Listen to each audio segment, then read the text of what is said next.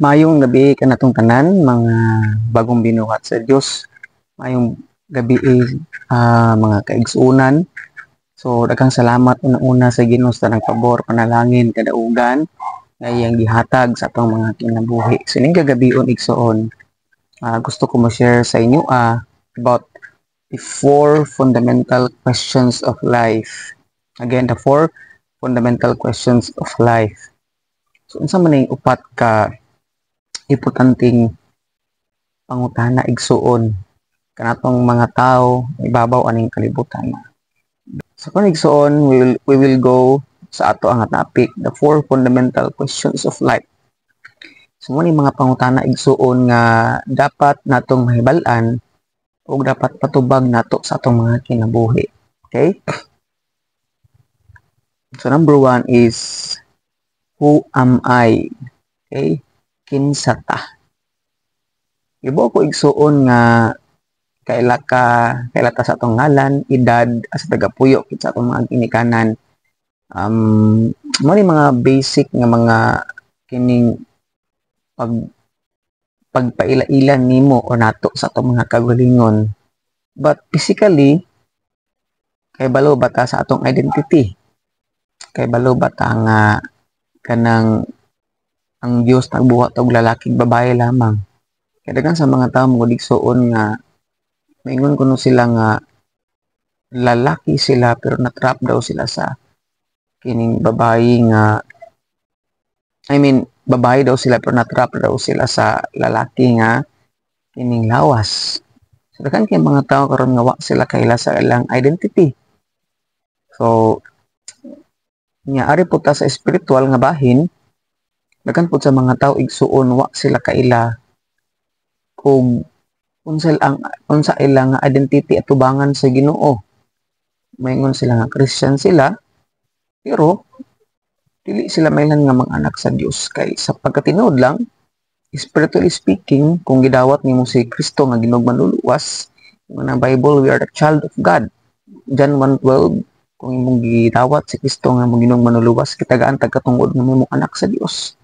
Kay sa diha nga spiritually speaking man God, di ta anak sa Ginoo. Paano imong gidawat si Kristo nga imong Ginoong manluluwas, atubangan sa Ginoo, anak na kaniya. Katungod sa laigsuon, himutang himulag atubangan sa Dios. Okay? Nga po ganang Bible igsuon nga we are saints of God. Kini mga believers sa lain nga translation, mga santos atubangan sa Ginoo. Dayon kita pod gitawag po ta igsuon og kanang mga we are priest, mga pari atubangan sa Dios. Nga 1 Peter chapter 3. Then ingon po ang Bible, we are friend of God. Dili ta mga slaves lang apan mga higala ta sa Dios. Nasuod kang higala sa Ginoo. Ang Bible po nagsulti, we are the church of God. Church is not a building, but kita nga mga nagsimba sa Ginoo, mga igsoon. So inaot nga nakaila ka sa imong real identity at tubangan sa tao, and especially kung sa atong identity at tubangan sa Dios, mga igsoon. So muna nga dapat masabtan nato igsoon nga bisan og kailata sa atong kaugalingon apan dahil mga panahon igsoon hindi ta kasabot sa atong kaugalingon. Nganuman, naapay mas nakaila na to ug mauna ang Ginoo. That is why kung gusto ka makaila sa imong kaugalingon, makasabot sa imong kaugalingon, unaha pagila-ila ang Dios sa atong kinabuhi, mga igsuon, kay siya ang mas nakaila na to. Nganuman, kita mga anak sa buhi nga Dios. Sumuti una nga punto igsuon, who am I? So karon ang number 2 is, where did I come from? Hinoon kay lata nga gikan sa tong ginikanan, taga sa tang lugar ako, taga Mansasa ako, taga Bilaran. But my question is, kay ba igsuon nga kita nga gikan ta sa, as a human, we are from dust. Gikan ta sa abog, mga igsuon. Kaya mga tao karon nga ang bugiro kayo sa ligi na dato, na ambungan na, nasikat, yung artista, nakadaog igsuon sa maong kining eleksyon, garbuso na kayo. Di na mo ila sa ilang mga ginikanan, di na mo ila sa isikataw. Nalimtan bitong nila nga, literally, physically, we are from dust.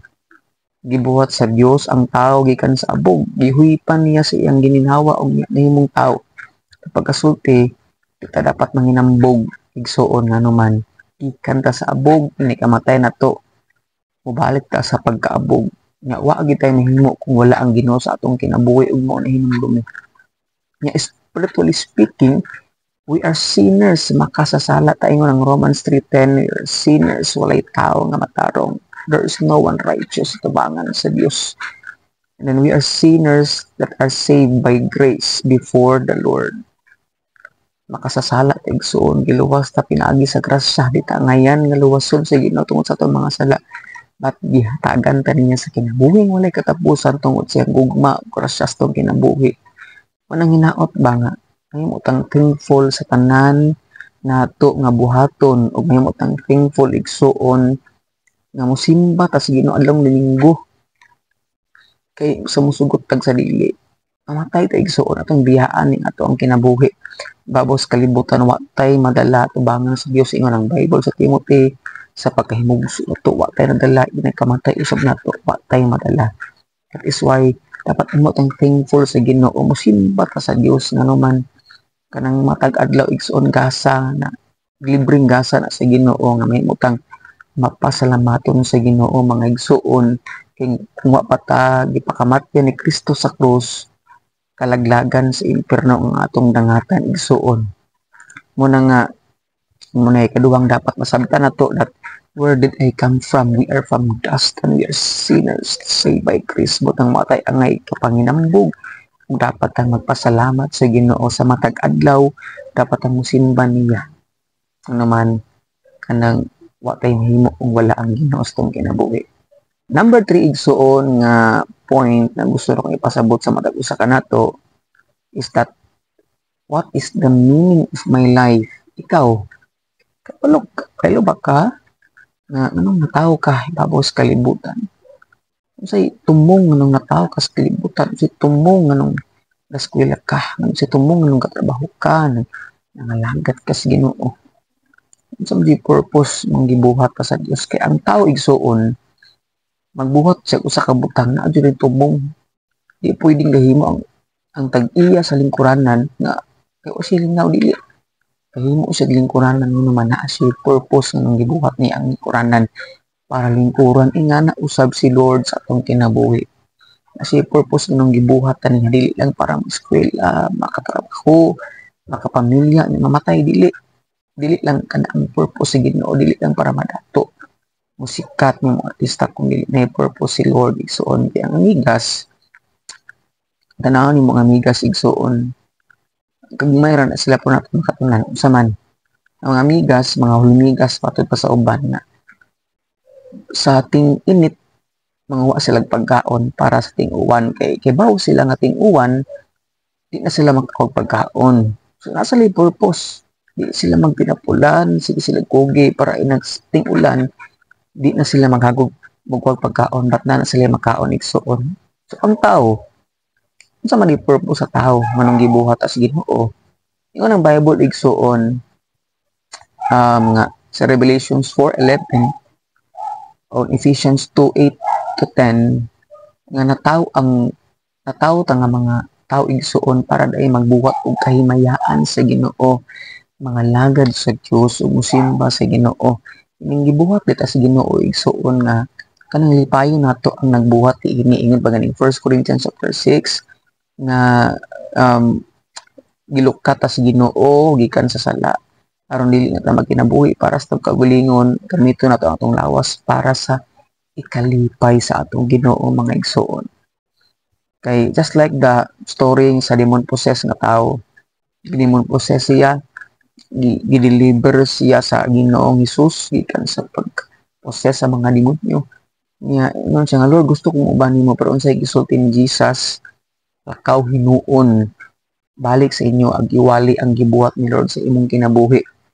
So laking pagkasulti igsuon nga bisan pa diay og daghan tag nahimo nga sala sa una o kani adto pwede kang bag-uhon sa Ginoo niya tagaan ta nig tumong sa man na magwali sa kamaayo sa Dios sa kapagpag-o sa Ginoo og gusto niya nga magbuhat na ta para malipay ang Ginoo sa mga kinabuhi igsuon ug mo ni purpose nato nga mga tao. Pastor Juan said, dili na ko nauso sa Kristiyan ng magtinapulan. Dili na ko nauso sa Kristiyan ang magbigti sa iyang kinabuhi. Dili na ko nauso sa Kristiyan igsuon nga magbuhat pagpapakasala. Ano man, kay bawo na siya sa purpose ang life. Satan wants death. Gusto ni Satan nga magtinapulan ta, mo kay purpose kinabuhi, magpakasala, malubog sa bisyo. But God is life. Gusto ni Lord, mabuhi tang magpagamit sa Ginoo para sa iyang kahinayaan. Amen. Lastly, igsuon, kaupat nga pangutana nga dapat atong masabtan sa atong kinabuhi. Where am I going? Ikaw ba ka nga asa ka padong? Kung man ka mamatay, igsuon. Kaya physically, sa musugotag sa dili, katang tanang tao mamatay igsuon, ilubong ta, ilakan ta, mubiya ta babos kalibutan o di na mo balik. Then spiritually speaking mga igsuon, ang Bible nagsulti nga for the wages of sin is death. Ang bayad kuno sala kamatayon. Nga ba ang word niya kamatayon sa Bible duwa ang kaklaseng ana. Number 1 physical, kaduwa spiritual nga kamatayon. Ang kamatayon diha nga spiritual, kalaglagan sa impierno. Ang tanan nga walay Kristus kinabuhi, wala may dawat ni Kristo ang Ginoo manluluwas, nagpuyo sa sala ug nagkinabuhi nga daotan tubangan sa Ginoo ug nagsaliglang sa pagkamatarong sa relihiyon, kalaglagan sa impierno ang dangatan mga igsuon. Nya kanang sa tanan nga nindawat ni Kristo nga Ginoo manluluwas, kining good news sa imo sa ato ngano man ining di na ta makatagamtam sa eternal nga separation, eternal nga pagkasakit. Ano man ining naisaad si Lord sa ato may dawat ni Kristo nga Ginoo manluluwas nato eternal life.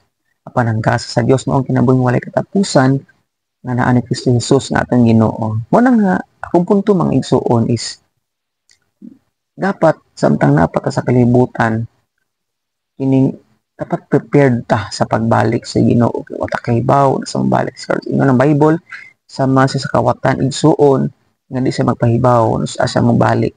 Mo na nga dapat yung mga Kristohanon kining dapat ka ng andam ta sa pagbalik sa Ginoo. What I mean is kanito dili sayop man nga eskwela ta.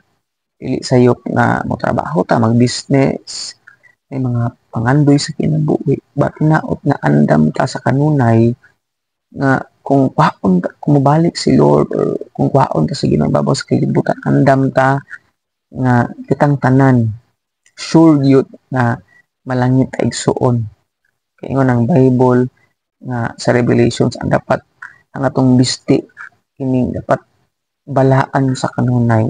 Ang gusto sa Ginoo nga dapat natin pagkamatarong sa kanunay, dapat may pagkabalaan sa kanustong kinabuhi. Kaya gusto ni Lord igsuon nga di ta magpuyo sa sala kung kita gidawat na nato si Kristo nga kung Ginoo manluluwas. Karon kibaw pa ka asa kapadong. No igsuon nga sa ato nga kining human matapos tong kinabuhi kay balot nakitang tanan mudong sa langit igsuon. Di ta manginambog ako nanginambog nga short ang malangit.